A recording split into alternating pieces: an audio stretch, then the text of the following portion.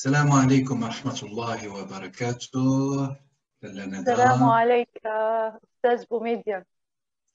مرحبا أستاذة, bienvenue à vous, professeur, écrivaine, poétesse, journaliste autrefois aussi pendant très longtemps. Nada El-Haj est une auteure, écrivaine et poétesse pas comme les autres. Aujourd'hui, nous avons l'honneur de la recevoir dans notre émission Le Cercle de Kalima, et je salue d'ailleurs au passage tous les auditeurs et les auditrices, les membres de l'Institut Kalima. Nous avons véritablement l'honneur de vous accueillir et que vous soyez parmi nous aujourd'hui, et merci d'avoir répondu présente, Lalla Nada. Merci à vous de m'avoir invité dans le cercle de Kalima, l'Institut Kalima. Moi, j'ai fait votre connaissance à travers vos vidéos et à travers vos conférences qui m'ont vraiment attiré l'attention sur la dimension spirituelle des sujets que vous abordez et surtout autour de Ibn Arabi. Parce que c'est une personne que je vénère profondément et que j'admire et je crois qu'elle m'inspire aussi tout autant dans ma vie que dans ma poésie, sans que je le sache. D'ailleurs, c'est pas du tout voulu. Il y a un concours de coïncidences qui m'ont fait connaître Ibn Arabi. Et c'est à travers lui que je vous ai connu et connu l'Institut Kalima. Subhanallah, subhanallah. En tout cas, Ibn Arabi, on le voit très bien, fait le lien entre nous, hein, ce grand aussi poète, hein, qui fut aussi un grand poète, un maître spirituel. Sûrement, c'est surtout grand poète, la dimension spirituelle. Oui, parce que je crois que c'est ça notre sujet ce soir, parce que la dimension spirituelle dans la poésie, dans l'écriture, c'est elle qui est l'important. C'est la spiritualité qui nous mène à tout. C'est dans laquelle je crois. Oui. Absolument. Cher Lalla. Alors, je rappelle quand même, pour les téléspectateurs, si vous voulez, les auditeurs et les auditrices, un petit peu votre parcours, enfin, au fil de notre rencontre et entretien. Bien sûr, vous êtes auteur incontestable, hein, peut-être même maîtresse de la poésie. Vous avez à votre compte 9 recueils de poésie, ce qui n'est pas rien, hein, en langue arabe, parmi lesquels vous avez des fragments aussi parfois qui ont été traduits en langue étrangère, notamment la langue française, la langue qui nous unit aussi au-delà de la langue arabe.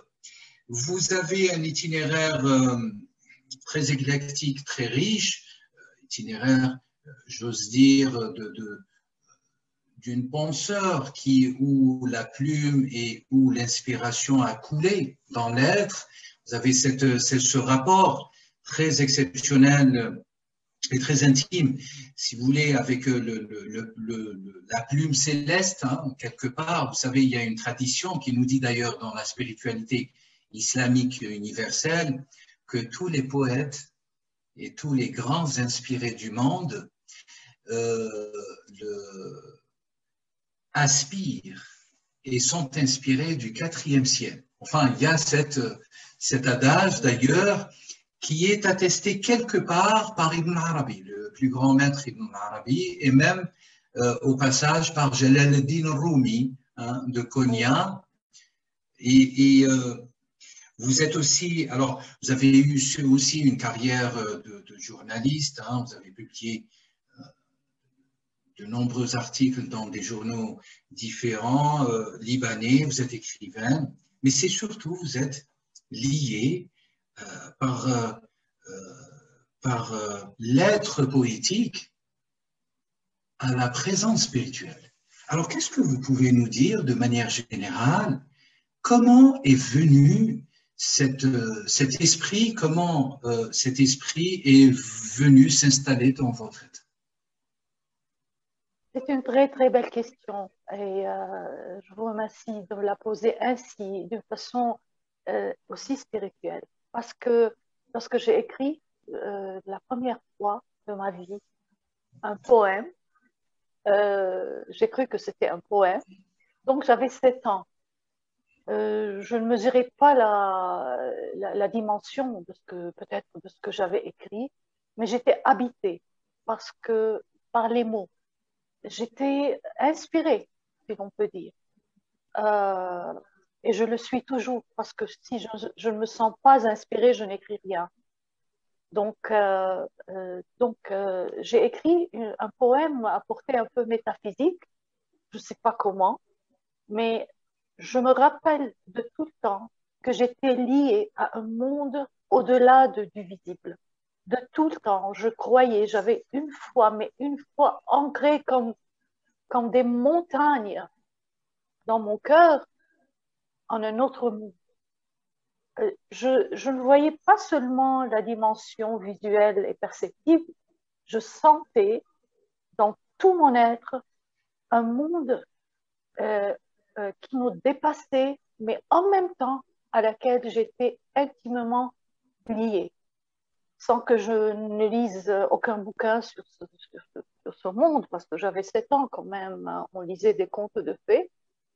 Mais moi aussi, je crois dans les contes de fées aussi, parce que tout ce qu'on imagine est vrai. L'imagination, c'est du réel quand même, c'est pas de l'irréel. Le mot réel et irréel s'entremêlent et s'enchevêtrent dans ma poésie. On n'est pas né pour seulement vivre dans ce monde visible et consommer ce monde visible. C'est pas possible. Cette dimension, elle ne me satisfait pas. Elle ne m'a jamais satisfaite. C'est pour cela que je me sens poussée par une poésie, par des mots qui essayent d'expliquer ce monde invisible, ce monde visible au cœur et seulement aux yeux du cœur par l'accès de l'amour avec un grand A.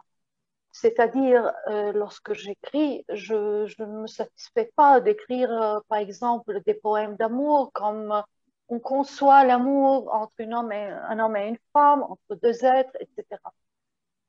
C'est pas mal de vivre des expériences d'amour, je ne dis pas le contraire, et d'exprimer cela en poésie, c'est beau, c'est transcendantal aussi. Mais je crois que l'amour qu'on vit humainement, qui se passe entre deux personnes, c'est si vous voulez, c'est une image de ce qu'est l'amour avec un grand A. C'est-à-dire l'amour qui nous transcende, qui nous lie à Dieu, passe par l'humain. C'est sûr. C'est sûr. Sinon, on n'aurait pas des prophètes, on n'aurait pas des initiés qui nous ont précédés et qui nous illuminé la voie. C'est pas possible. L'humain, c'est le projet de Dieu sur terre. Et si on comprend cette dimension divine en nous, on peut tout expliquer. Et on peut évoluer vers cette dimension divine à laquelle j'aspire. C'est-à-dire l'inspiration, elle aspire à Dieu, chez moi, tout en moi. C'est la poésie chez tout le monde n'est pas cela, mais on est en train de discuter la dimension spirituelle, si vous voulez. Peut-être j'ai émancipé un peu plus, mais oui. Alors, votre question oui. m'a vraiment, elle m'a inspirée, c'est pour ça. Alors, c'est si bien dit, hein, Lanada, pour vous dire qu'il n'y a plus rien à dire, si ce n'est prendre ce que vous dites comme de véritable essence vivante pour nous tous, qui se transpose quelque part par le biais de votre écriture, de votre poésie. On sent très très bien et profondément que la poésie chez vous n'est pas seulement un art pour un art, n'est pas seulement un outil pour un outil, bien sûr, de haute stylistique de l'éloquence de la langue arabe, mais c'est beaucoup plus que ça. C'est un outil vivant, c'est un lieu d'expérience. Et c'est ça, hein, ce qui, enfin, en feuilletant un petit peu vos poèmes, alors je n'ai pas pu accéder à l'entièreté de votre production qui est riche et abondante, mais en feuilletant et en analysant, en regardant de près quelques pièces poétiques que vous avez pu publier par le biais des 9 recueils, qui sont éparpillés dans les 9 recueils, je ressens que c'est un lieu d'expérience et cette expérience, elle est vivante.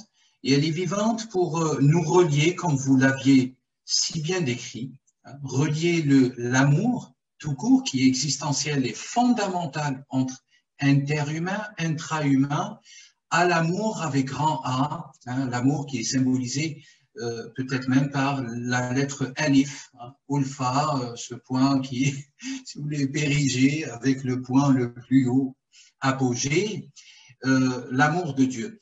Alors, toute cette expérience, chère Nada, l'expérience elle-même, pour vous, alors aujourd'hui, comment vous regardez le monde? Le monde, pour vous, est-ce qu'il est loin de cette expérience? Est-ce qu'il a perdu les repères pour pouvoir arriver à cette expérience? Est-ce que c'est le monde qui est malade ou c'est la disparition de l'expérience elle-même, de ce flux divin, transcendantal? Vous, en tant que poète, en tant qu'être de cette expérimentation, si vous voulez, de cette inspiration, comment, quel est votre regard sur la situation, chère Nada? Oui, alors là, c'est une question vraiment profondément existentialiste et à laquelle je vais essayer de répondre. Je crois que l'homme, l'être humain, vit à l'égard de toute dimension divine en général. C'est pour cela qu'on vit comme l'avant-déluge de Noé. C'est pas un cataclysme auquel moi j'adhère parce que j'aime parler comme tout le monde parle. Et puis non, je le sens en moi-même. Je sens qu'on est des expatriés dans un monde qu'on ne reconnaît plus. C'est-à-dire le but. Pourquoi l'homme existe-t-il? Pourquoi on vit sur cette terre? Mais on est des invités sur cette planète. On n'est pas, on ne possède pas cette terre. Elle n'est pas à nous. On est ici pour un bref trajet. Et cette trajectoire, on est vraiment responsable de ce qu'on fait. Et tout ce qu'on voit maintenant, c'est parce que l'homme n'a pas bien ménagé cette terre, parce qu'il a profondément perdu le sens de sa mission humaine. Et la mission humaine, on ne peut pas l'atteindre sans le profond humanisme qui nous relie à une dimension qui nous dépasse.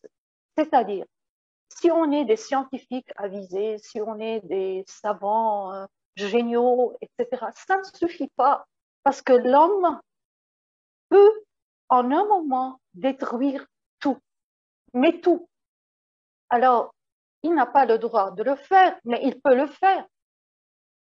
Il peut le faire, on est témoin chaque instant de tout ce qu'il peut faire comme atrocité. Donc, mais quand même, moi, au fond de moi-même, j'ai toujours cette étincelle qui est l'espérance. Elle ne m'a jamais quittée parce que je crois en la miséricorde divine. Je crois que les gens qui ont cette étincelle, même s'ils sont moins que les autres aveugles, mais quand même, une bougie, elle peut elle peut illuminer tout un monde, enfin, qui est aveugle. Une bougie, une seule bougie. Donc, je crois, si on revient à la poésie et au pouvoir des mots, je crois au pouvoir magique, magie blanche des mots. surtout, maintenant, on parle en français, mais l'arabe, vous savez, vous êtes spécialiste dans le langage des lettres et vous savez combien, oh, combien l'alphabet arabe est riche et combien on peut être inspiré. Mais, je dis mais, sans cette étincelle intérieure, tout le langage arabe, avec toute sa richesse, devient pour moi comme du blabla, du rien du tout. Parce que c'est pas la langue qui nous guide, le langage et les lettres qui nous guident, c'est le cœur qui nous guide vers les lettres. C'est cette alchimie entre le langage et l'intention du cœur qui fait toute la poésie spirituelle, avec tout son pouvoir, avec tout son charme, avec toute sa beauté. C'est-à-dire, euh, même maintenant, lorsqu'on parle, en français, si on dénude le langage de toutes les lettres, il reste l'essence. Et cette essence-là qui touche l'autre, qui touche le cœur dans toutes les langues du monde, dans toutes les langues du monde. Donc, moi, je crois que ce qui est important, c'est que j'aime la langue arabe et après, je suis maintenant plus, si vous voulez, connectée avec le langage divin du Coran parce que je l'ai lu très profondément et j'ai senti ce pouvoir des mots. J'ai senti que vraiment, il y a, à travers les lettres, il y a un but. Et ce but, si on s'y connecte, et vraiment, on fait un pas très, très large dans l'autre dimension, dans cet espace auquel je parlais avant, c'est-à-dire l'espace invisible, l'espace qui nous transgresse vers le divin. Allah, Allah, Masha'Allah. Alors, vous avez, si vous voulez, allumer des bougies, hein, pour reprendre votre expression, le terme que vous aviez utilisé tout à l'heure, des bougies de vie et d'espérance. Hein, ce terme qui est espérance, qui est toute une station spirituelle, la station de l'espérance, et qui fait qu'elle soit au cœur de l'expérience spirituelle à travers les mots de la poésie, mais au-delà, bien sûr, vous avez franchi un palier, on ressent que le palier pour vous, c'était déjà que la poésie elle-même est un palier quasiment inaccessible, hein, pour la majorité des gens, il faudrait le reconnaître. Et là, au-delà, si vous voulez, vous avez pu accéder à un autre palier d'un langage peut-être universel, divin, céleste, transcendantal, et qui fait que cette bougie soit tout le temps allumée, et que il n'y aurait pas un instant nocturne qui ne soit pas illuminé par la lumière et l'étincellement de cette bougie. Chère Nada, à travers toute la production extrêmement riche de vos travaux depuis de longues années, plusieurs décades. Alors, on pourrait citer aussi un petit peu vos travaux, mais quel serait peut-être le plus pour vous, parmi les 9 recueils, de la poésie qui s'approche ou peut-être qui cristallise ce passage entre l'apogée de la poésie spirituelle humaine et l'accès à une spiritualité tout court, transcendantale, transparente, auprès de lui, portée par lui. Oui. Voilà. Chaque question que vous posez, vraiment, elle ouvre des horizons et des horizons qui sont très beaux. Merci. Je vous en prie. Alors, le dernier ouvrage, c'est pas parce qu'il est le dernier qui est le 9e, et j'espère qu'il ne sera pas le dernier, mais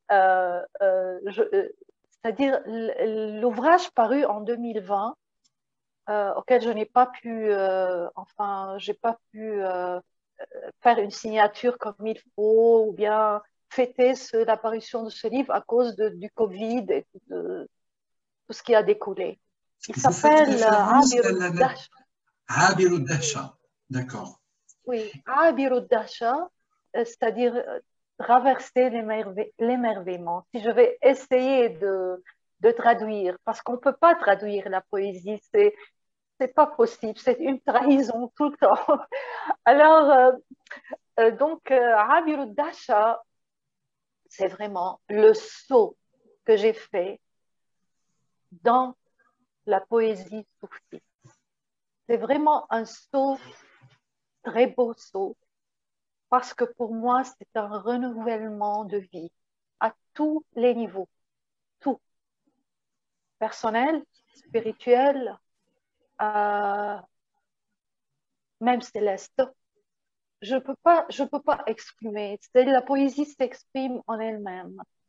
Mais les mots, même les mots, lorsque j'ai écrit ce livre, étaient habités par une autre forme de langage habituel pour moi. J'ai senti que j'étais transportée par vraiment, j'étais transportée avec beaucoup de points de suspension. Je ne peux pas limiter l'expression, vraiment. Alors, et maintenant, ce que je suis en train d'écrire depuis l'apparition de ce livre est aussi une continuation dans ce langage qui n'est pas difficile, qui n'est pas hermétique, mais euh, je crois que les gens qui ne se connectent pas à la spiritualité ne vont pas se connecter très, très profondément et très subtilement au langage. Parce que moi, en général, ma poésie, mon langage n'est pas difficile.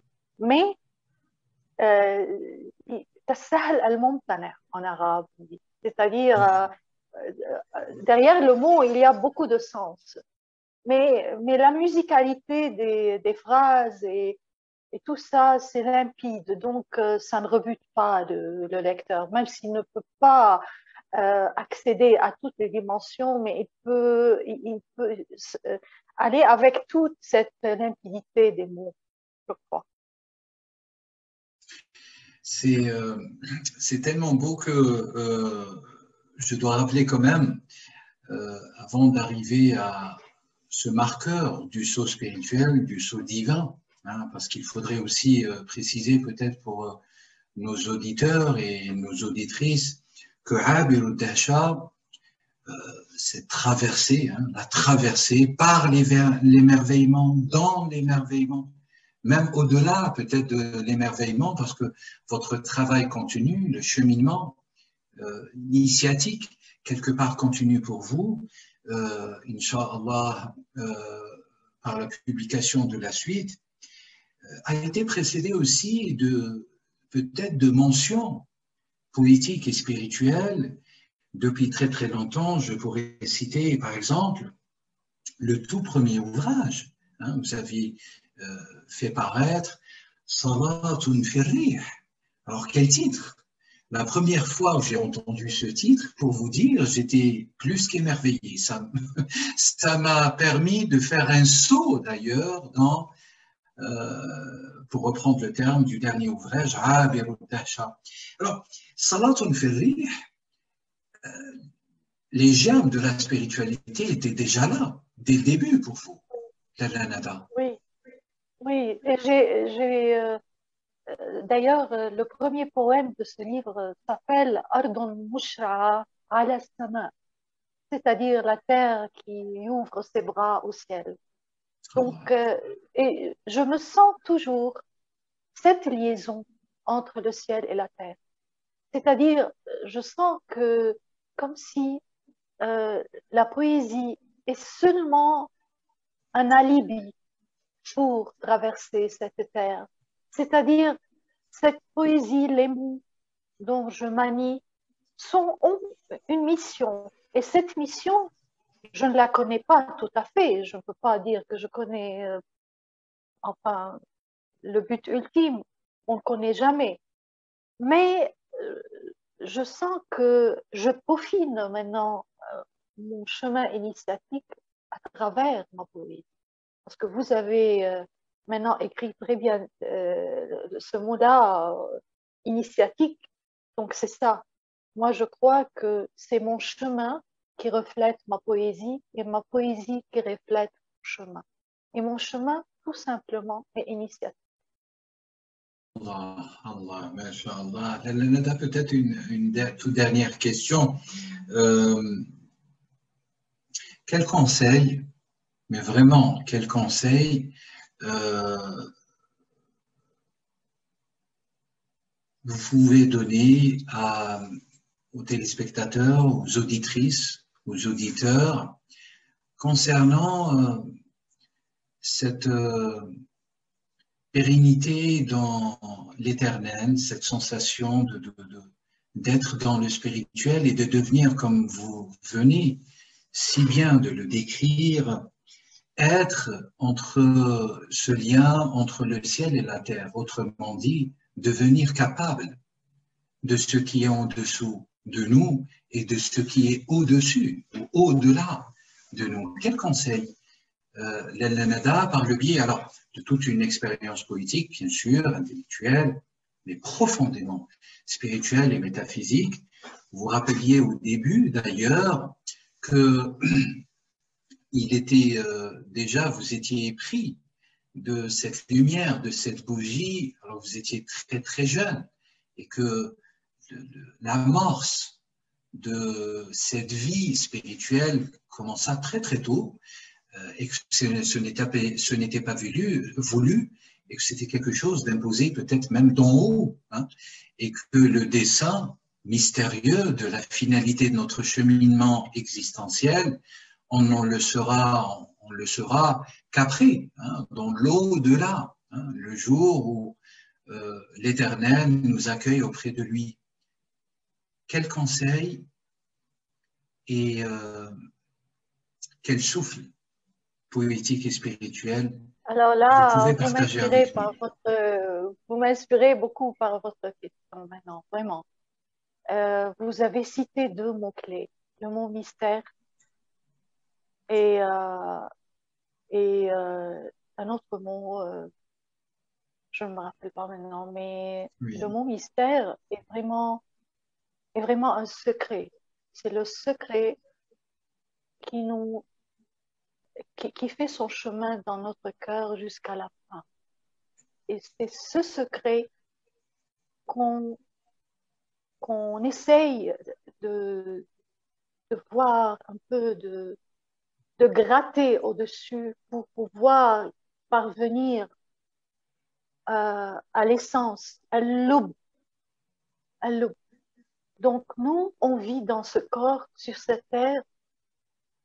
Certains vivent et meurent sans jamais voir dedans, sans jamais gratter l'écorce même. Alors que moi, ce qui m'intéresse depuis le début de mon cheminement, c'est de pouvoir y parvenir à l'intérieur même de ce mystère. C'est seulement ça ce qui m'attire dans la vie. Et tous les guides spirituels auxquels on peut peut-être faire connaissance, c'est après qu'on fait leur connaissance. C'est-à-dire, moi, lorsque j'ai commencé à écrire, mais je ne savais pas quel était mon chemin. Je ne savais pas où j'allais parvenir et jusqu'à où. Je ne savais pas même le profond sens de toute ma poésie. Mais c'est après que j'ai commencé à découvrir le lien, mais c'est le lien secret, ce lien mystérieux, ce lien qui est comme vraiment une corde très fine, une corde dorée qui nous relie à ce monde secret. Et chaque fois que je sens cette gratitude dans mon cœur, lorsque je fais cette connaissance avec les mystères, chaque fois que cette gratitude me dilate le cœur, c'est à chaque fois que les mots deviennent plus dilatés. que la poésie devienne vraiment revêtit tout son sens spirituel. C'est tout ce qui me, tout ce qui m'attire et je n'ai pas de conseil à donner sauf qu'on doit essayer, aspirer à la pureté du cœur. La pureté du cœur nous ouvre toutes les portes. Si on veut, si on y croit, mais vraiment, c'est comme cela que je vois la vie. C'est tout, c'est la pureté. Alors, sur ce terme de la pureté, chère Nada, je rappelle, vous êtes poétesse, écrivaine, auteure, autrefois journaliste, bien sûr, auteure et inspiratrice aussi de pièces de théâtre. Vous-même, vous étiez un petit peu pour répandre votre parcours professionnel, esthétique, existentiel. Alors, je finis peut-être par juste une interrogation qu'on pourrait développer probablement dans une prochaine invitation. God willing, Inch'Allah. Marie, Mariam, Al-Muqaddasa, ça vous parle certainement, profondément? Oui, profondément, parce que j'ai joué le seul rôle pièce de théâtre de ma vie avec beaucoup d'acteurs qui étaient trop professionnels, avec un metteur en scène aussi qui était très bien reconnu au Liban. Donc, j'incarnais la euh, Mariam, Marie, et aussi Marie m'inspire beaucoup, euh, m'inspire et je lui prie tout le temps. Je prie pour qu'elle soit toujours avec moi, qu'elle me protège dans, dans mon cœur intime. On y reviendra certainement une prochaine fois. On veut remercier infiniment très cher Nada. Merci pour votre disponibilité. Merci d'avoir répondu présente.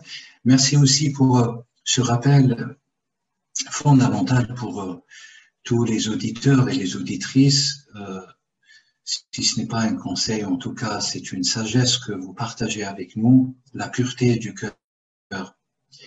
On retient cela, la pureté du cœur est la clé de toute chose, de toute béatitude, de tout pouvoir, de tout amour, avec un grand A, enfin, à partir d'un petit A jusqu'au grand A, tel que vous l'aviez bien explicité, expliqué ce soir.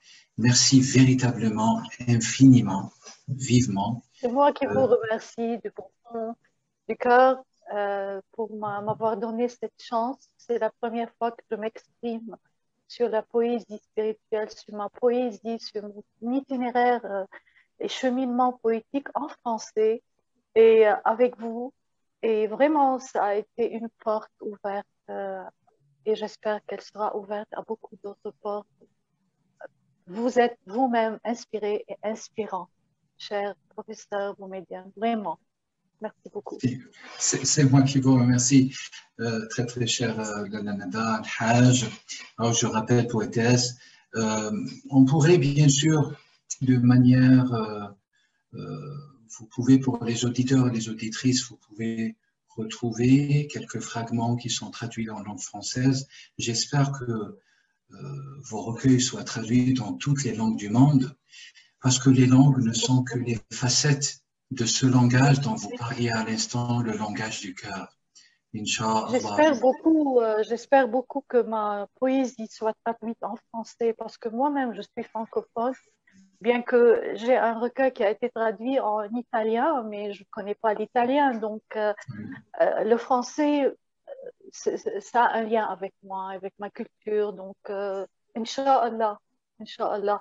Et peut-être aussi par quelqu'un qui ait cette portée spirituelle, cette dimension poétique spirituelle, pour qu'il puisse comprendre le sens de cette poésie et la transmettre à d'autres, parce que la transmission, c'est le but de toutes nos publications. Si on ne voulait pas avoir ce lien de transmission, on ne publierait jamais cela. Vous-même aussi, vous ne publierez pas vos conférences, etc. Donc la transmission, elle est importante. et c'est notre droit. Merci infiniment, merci infiniment. Oustad Anada, merci pour votre présence, vos lumières, et puis à très très bientôt certainement. Vous serez la bienvenue. On continuera avec votre permission Had al-Hadith, ce dialogue, cette semence spirituelle qui nous lie au transcendantal. Inch'Allah, ya Rabbil Alamin. Excellente soirée à vous et à vos proches, vos amis. Je remercie tous les auditeurs et les auditrices. C'est le cercle de Kalima numéro 7, bien sûr, une émission inaugurée par l'Institut Kalima, institut que vous retrouverez sur le web. Vous avez un site institutkalima.com et sur les réseaux, tous les réseaux connus. À très très bientôt. Excellente soirée. Merci à vous. Merci à vous. Et à très très bientôt. Prochainement. Merci infiniment. Absolument, à très prochainement. Au revoir. Très bien. Bye bye. Au revoir. Fi amanillah.